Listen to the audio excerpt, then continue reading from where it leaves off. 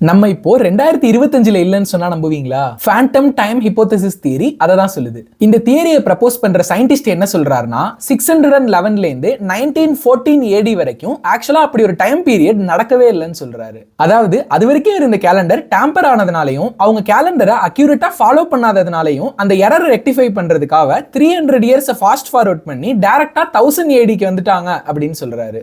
அது மட்டும் இல்ல, ஹிஸ்டரியில நடுவுல இந்த 300 இயர்ஸ்ல நடந்ததா சொல்லப்பட்ட எல்லாமே அவங்களுக்கு அவங்களே எழுதிக்கிட்ட ஃபேக் ஹிஸ்டரின்னு சொல்றாரு. இதுக்கு அவர் வைக்கிற ப்ரூஃப் இந்த பர்டிகுலர் டைம் பீரியட்ல நடந்ததா சொல்லப்படுற எந்த ஒரு ஹிஸ்டரிக்குமே ப்ராப்பர் எவிடன்ஸ் கிடைக்கல. அப்படி கிடைச்ச எவிடன்ஸ் எல்லாத்துக்குமே கார்பன் டேட்டிங் எடுத்து பார்க்கும் பொழுது அது எதுவுமே அந்த பர்டிகுலர் டைம் பீரியடோட மேட்ச் ஆகல. ஆனாலும் இதை வேர்ல்டுல இருக்க எந்த ஒரு சயின்டிஸ்டும் ஒத்துக்காததுனால இதை ஒரு கான்ஸ்பிரசி தியரியா முடிச்சிடுறாங்க.